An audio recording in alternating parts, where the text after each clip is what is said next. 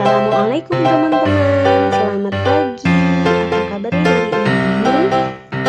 Semoga teman-teman tetap sehat selalu. Alhamdulillah, mulai hari ini kita bisa belajar lagi. Semoga teman-teman tetap semangat terus ya. Sebelum belajar, marilah kita membaca doa terlebih dahulu.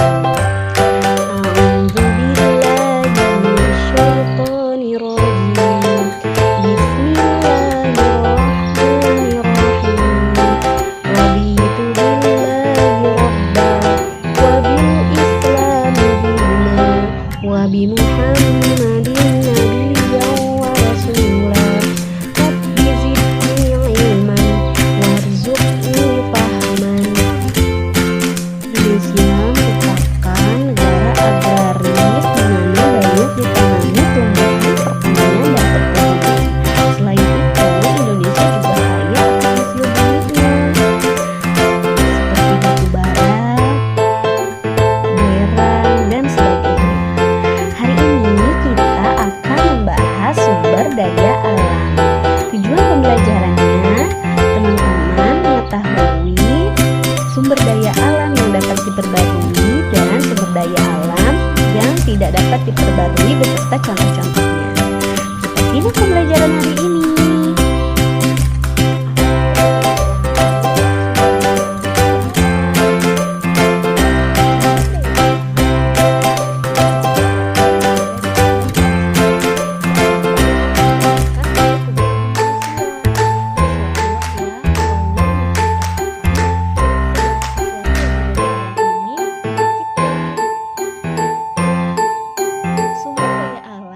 Dibagi menjadi dua, yaitu sumber daya alam yang dapat diperbarui dan sumber daya alam yang tidak dapat diperbarui. Sumber daya alam yang dapat diperbarui. Apakah sumber daya alam yang dapat diperbarui itu? Sumber daya alam yang dapat diperbarui adalah jenis sumber daya alam yang bila dimanfaatkan tidak akan habis. Contohnya hewan dan tumbuhan. Kita memanfaatkan hewan, misalnya sapi, kerbau, kambing. Kita manfaatkan untuk diambil dagingnya. Sapi kita ambil susunya. Setelah dimanfaatkan, apakah jumlah hewan tersebut akan berkurang? Tidak, karena melalui perkembangbiakan jumlah hewan tersebut dapat kembali bertambah. Begitupun dengan tumbuhan. Tumbuhan itu merupakan sumber daya alam yang dapat diperbarui. Karena tumbuhan itu dapat dipulihkan keberadaannya dengan menanam bibitnya. Setelah ditanam lagi, kemudian dipanen dan seterusnya seperti itu. Untuk itu, sumber daya alam yang dapat diperbarui itu tidak akan habis. Contohnya hewan dan tumbuhan. Bagaimana pemanfaatan sumber daya alam yang dapat diperbarui ini? Bentuk pemanfaatan dari beberapa jenis sumber daya alam yang dapat diperbarui ada di bidang pertanian, perkebunan, peternakan, perikanan, dan kehutanan. Kita bahas satu-satu ya teman-teman. Di bidang pertanian, apa itu pertanian? Pertanian adalah kegiatan bercocok tanam atau budidaya tanaman. Contohnya, padi. Padi ini merupakan tumbuhan yang biasa ditanam di sawah. Padi ditanam untuk diambil gabahnya. Kemudian, gabah itu digiling menjadi beras. Beras ini adalah makanan pokok dari orang Indonesia. Padi yang telah dipanen itu akan mati. Namun, benih padi yang ditanam di sawah akan kembali tumbuh menjadi tanaman padi. Yang kedua, tanaman di bidang pertanian itu adalah palawija. Palawija itu merupakan tanaman pangan selain padi. Jenis palawija ini apakah teman-teman tahu? Jenis palawija ini adalah jagung, ubi, dan kacang-kacangan. Sama seperti halnya padi. Jika tanaman palawija setelah dipanen akan mati, namun benih palawija yang ditanam kembali akan tumbuh seperti semula. perkebunan. Di bidang perkebunan, kegiatan pertanian ini adalah kegiatan di lahan kering. Nah, maksud lahan kering itu apa? Lahan kering, lahan tersebut tidak memerlukan air sebanyak air di sawah. Contohnya apa sih? Contoh jenis tanaman perkebunan ini adalah karet, kelapa sawit. Karet ini diambil getahnya, kemudian getah itu disebut latek ya, latek. Dan latek itu digunakan untuk bahan membuat ban atau bahan lentur lainnya. Tanaman karet itu kita budidayakan lagi dengan menanam bijinya. Meskipun sudah diambil, tapi ketika kita tanam bijinya akan menghasilkan getah karet yang semula. Yang kedua adalah kelapa sawit. Kelapa sawit merupakan bahan dasar untuk membuat minyak goreng, margarin, atau minyak cek. Nah, pohon kelapa sawit ini dibudidayakan dengan menanam buahnya. Kemudian, buahnya itu dapat tumbuh menjadi pohon kelapa sawit seperti induknya. Yang berikutnya di bidang peternakan. Peternakan merupakan kegiatan memelihara dan mengembangkan hewan ternak. Jenis-jenis hewan yang diternakan ini dibagi menjadi 3. Ada peternakan hewan besar, hewan kecil, dan peternakan unggas. Peternakan besar ini misalnya kerbau, sapi. Untuk sapi kita ambil susunya, kemudian dagingnya. Peternakan hewan kecil. Peternakan hewan kecil ini kambing, domba. Nah, kambing juga bisa diambil susunya loh teman-teman. Selain diambil susunya, kambing juga bisa diambil dagingnya. Peternakan unggas.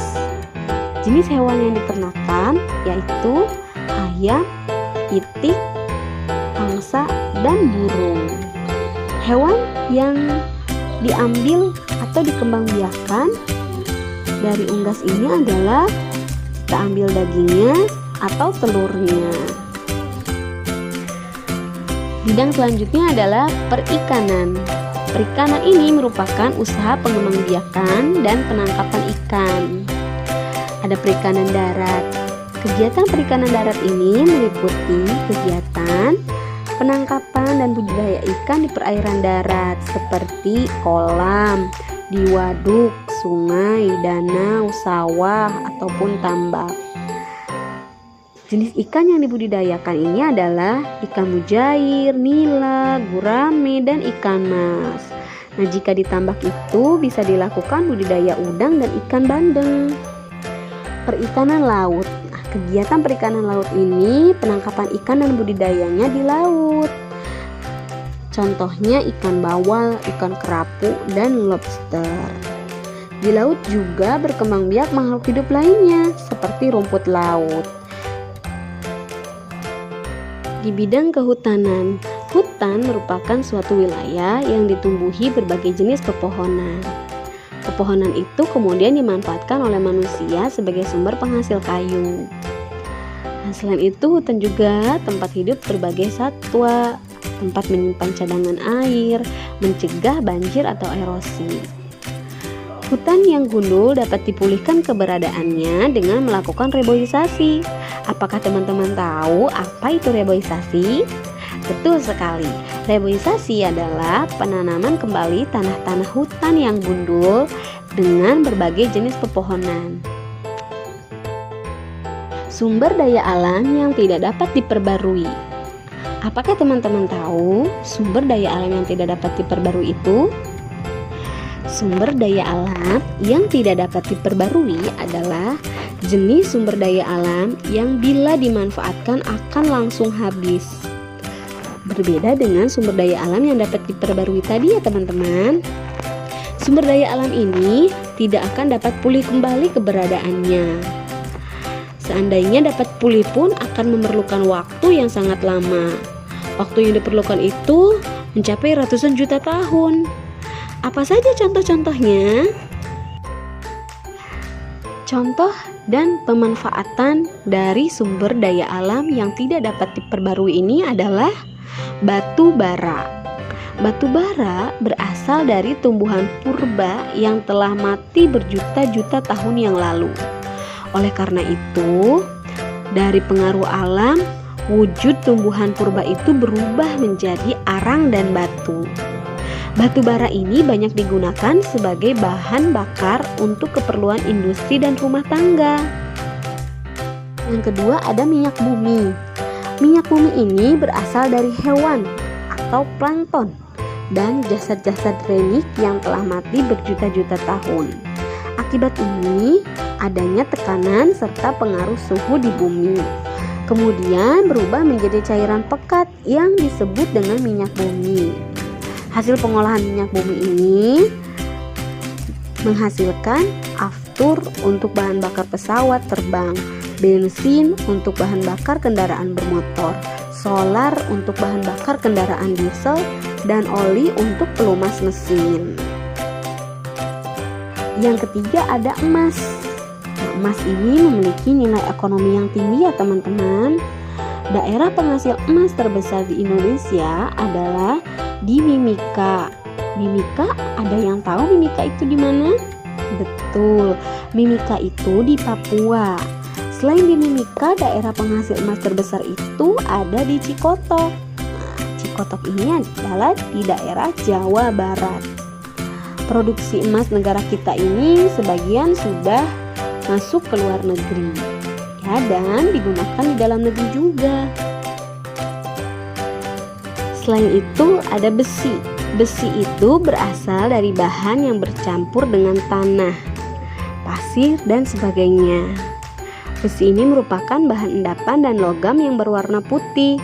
Biji besi dapat dimanfaatkan sebagai bahan baku peralatan rumah tangga, pertanian, perkakas, mesin, dan lain-lain. Yang terakhir ada aspal. Aspal berbentuk sisa penyulingan dari minyak bumi dan alam. Aspal ini dimanfaatkan sebagai lapisan untuk memperkeras permukaan jalan. Kesimpulan pembelajaran hari ini adalah sumber daya alam dimanfaatkan sebaik-baiknya ya teman-teman, digunakan untuk kepentingan dan kelangsungan hidup. Pemanfaatan sumber daya alam ini tidak boleh merusak lingkungan. Semua pemanfaatan sumber daya alam harus memperhatikan kelestariannya.